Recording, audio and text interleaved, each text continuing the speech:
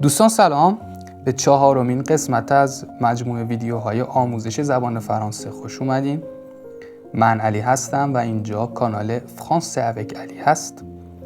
امیدوارم که حالتون خوب باشه و از ویدیوهای قبلی لذت برده باشین. مبحث امروزمون وکابولر هست، وکابولر، و قراره بخش دوم از درس اول کتاب وکابولر پروگرسیو دو فرانسه نیو 1 رو با هم دیگه کار بکنیم. خب بدون فوت وقت میریم سراغ مباحث امروز. عنوان درس هست les usages et la politesse. les usages رو میتونیم به عنوان آداب و رسوم معنا بکنیم و la politesse هم به معنای ادب هست. politesse اسم صفت پلی به معنای مؤدب بودن هست و یه جورایی در مجموع میتونیم بگیم آدابدانی، آداب و رسومی که در فرانسه هست موقع حالا سلام علیک کردن و معاشرت کردن. مبحث اول پرزانته یا فعل پرزانتاسیون هست، یعنی معرفی کردن. مبحث بعدی کلک ژست هست. ما با در این درس با دو تا از ژست هایی که فرانسوی ها موقع معاشرت با یکدیگر انجام میدن آشنا میشیم و مبحث آخرمون اکویر هست به معنای استقبال کردن از کسی.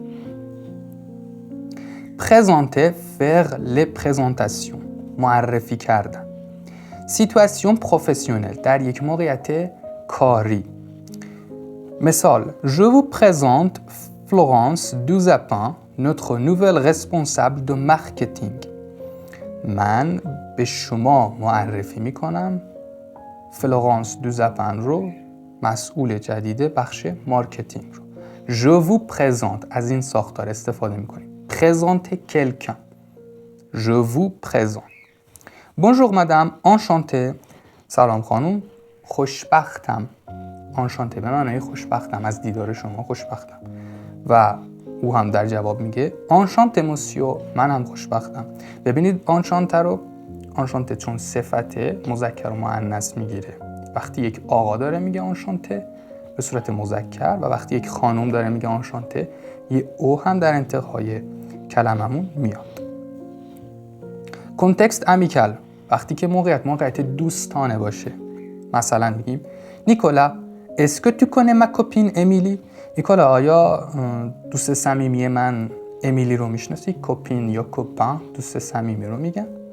non pas encore bonjour امیلی، نه هنوز، سلام امیلی، و اون هم در جواب میگه bonjour نیکولا. پس ببینید موقعیت خیلی دوستانه است. est-ce que tu connais از فعل connaître استفاده کرد. مبحث بعدی کلکو ژست بود. گفتم که ما با دو تا از ژست ها و کارهایی که فرانسوی ها موقع معاشرت کردن انجام میدن آشنا میشیم. اولیش دست دادن هست. Les Français et surtout les hommes se serrent la main pour se dire bonjour ou au revoir. میگه فرانسوی ها مخصوصا مردشون برای اینکه به هم دیگه سلام بکنن یا از هم دیگه خداحافظی بکنن دست میدن معمولا به هم دیگه. se serre la main از فعل se serrer، se serrer la main یعنی دست دادن. ژست بعدی بوسیدن هست. Les femmes qui se connaissent bien, comme les amis, les collègues de travail, s'embrassent sur la joue. Elles se font un bisou ou une bise.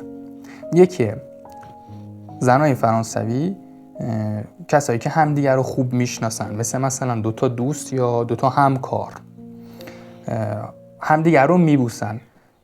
امبراسه یعنی کسی را بوسیدن، امبراسه کلکن. وقتی سامبراسه میشه یعنی همدیگر رو بوسیدن، فعل به صورت دو طرفه میشه.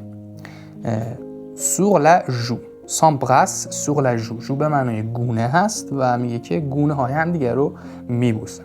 یا میتونید از faire un bisou هم استفاده کنید، به جای s'embrasser بگید faire un bisou. se faire un bisou یعنی همدیگر رو بوسیدن، یا une bise، هر ستاش یک معنا.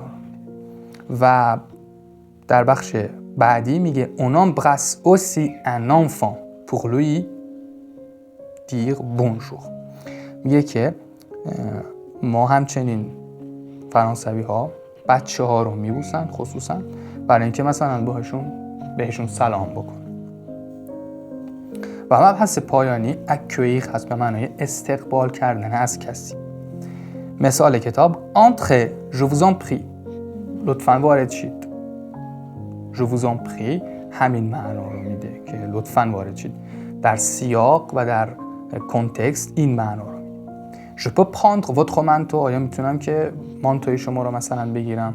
وقتی یه کسی اومده، یه خانومی و شما میرید به استقبالش، اول خانوم وارد میشه و مثلا شما مانتوش رو میگیرید که برید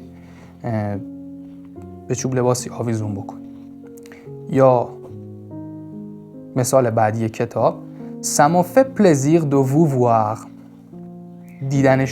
دیدن شما باعث خوشحالی منه. Ça me fait plaisir de vous voir. Asseyez-vous je vous en prie لطفاً بشینید. Asseyez-vous یعنی بشینید. از فعل s'asseoir هست، فعل دو ضمیره هست s'asseoir و حالت امرش میشه asseyez-vous، تبدیل میشه به asseyez-vous. مثال بعدی Je suis content de te voir خیلی خوشحالم که دیدمت، تو رو دیدم. Assey-toi بشین. Je t'en prie لطفاً. Assey-toi. خب امیدوارم که دوستان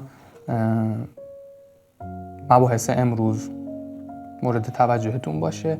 شما رو به خدای بزرگ میسپارم تا یک درس دیگه و یک مبحث دیگه. خدا نگهدار.